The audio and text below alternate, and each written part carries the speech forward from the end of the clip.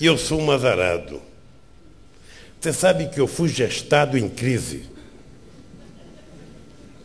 Minha mãe, quando engravidou do meu pai, ele veio embora, alugou minha mãe lá sozinha.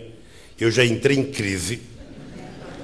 E vim conhecer meu pai 5 anos depois, entrei em crise outra vez. Porque descobri que ele estava casado com outra mulher e já não era mais apenas minha mãe que era a mulher dele. E depois, várias outras crises que eu vi na vida. Você sabe que a crise de subsistência dos pobres no país é uma coisa complicada, Mino. É uma labuta diária para sobreviver, rapaz. Imagina a crise para chegar à presidência da República. Imagina o que a gente tem que vencer de preconceito, do que a gente tem que vencer, sabe, de enfrentamento de adversidades o dia inteiro, a noite inteira. Sabe, não tem jeito. Não tem jeito, o Mino, é difícil. Eu sinto exatamente o que você sente.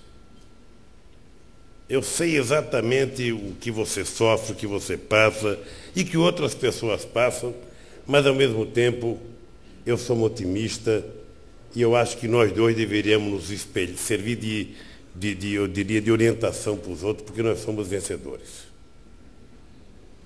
Eu queria dizer para vocês que eu sou um homem, eu não sou amante de crise, mas eu acho que a crise é uma coisa que motiva a gente a sobreviver. Se não tem crise, a gente fica como aquele cidadão que ficou rico herdando o dinheiro do pai sem nunca ter produzido um alfinete. O cara é rico, tudo, mas nunca produziu nada.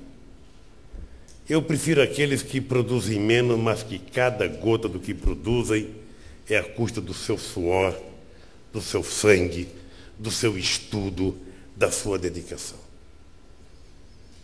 Por isso, nesse momento em que o mundo está vivendo uma crise profunda, eu queria fazer um chamamento para que nós enfrentássemos essa crise de cabeça erguida. É verdade que a especulação financeira, eu diria o cassino, estabelecido a partir do subprime, colocou o sistema financeiro e o seu controle em xeque a nível internacional. É verdade que aqueles que durante tanto tempo deram palpite sobre a economia brasileira não tomavam conta da sua economia. É verdade que aqueles que fazem o julgamento do risco Brasil... Ô, Mino, se eu perguntasse para você qual o risco americano hoje? Não, porque nós economizamos como condenado. Trabalhamos, fazemos superávit, ficamos a vida inteira tentando ver se a gente coloca o dólar num número, sabe, que seja, sabe, compatível com os interesses dos importadores e dos exportadores. Por isso nós mantemos o câmbio flutuante. Ou seja, todo dia eu vejo no meu computador, risco Brasil sobe, risco Brasil sobe. O americano quebra e o nosso risco sobe. Ou seja, nós fazemos uma baita da administração, o Bush faz o desastre, nós corremos risco e ele não corre risco. Eu fico imaginando, tem alguma coisa errada nessa avaliação. E de repente eu percebo que as empresas que avaliam o nosso risco quebram também.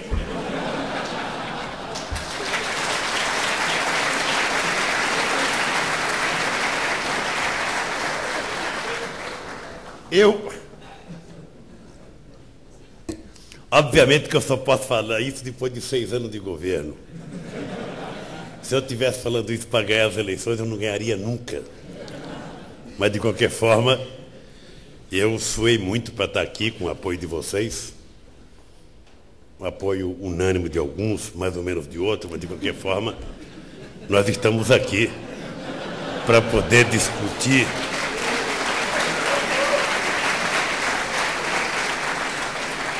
discutir um pouco o nosso país.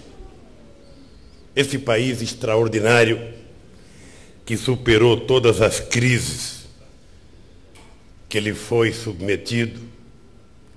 Esse país que superou todos os pacotes econômicos inventados ao longo das crises econômicas.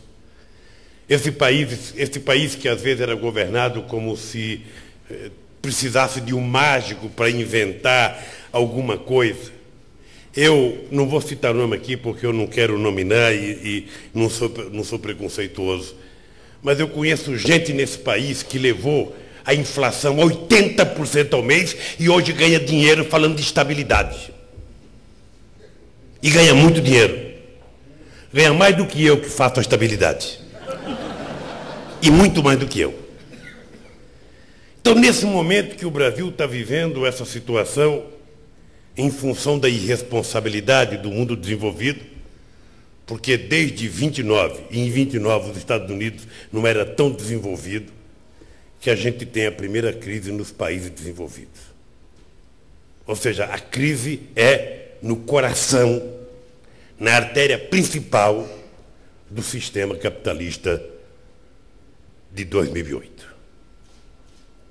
E uma crise de irresponsabilidade, porque algumas pessoas venderam o que não tinham para vender e deram como garantia aquilo que não tinha garantia.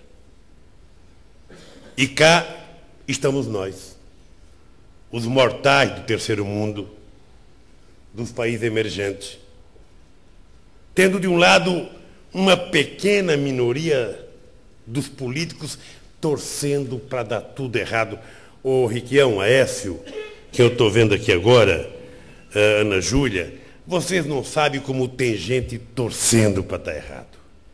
A gente que pede a Deus todo dia para a crise chegar logo ao Brasil. Porque não é possível que esse Lula fique incólume nessa crise. Não é possível. E essa crise, dentro dos benefícios que ela vai causar, ela vai eleger o Obama presidente dos Estados Unidos. Eleger um negro. O que não é pouca coisa. Pode até ser que não tenha muita diferença ideológica e conceitual entre o democrata e o republicano na hora que trata da política interna dos Estados Unidos. Mas do ponto de vista simbólico, esse mundo elegeu um torneiro mecânico pela segunda vez no Brasil. Elegeu um índio na Bolívia. Eleger um negro nos Estados Unidos e um bispo no Paraguai é demais. É demais.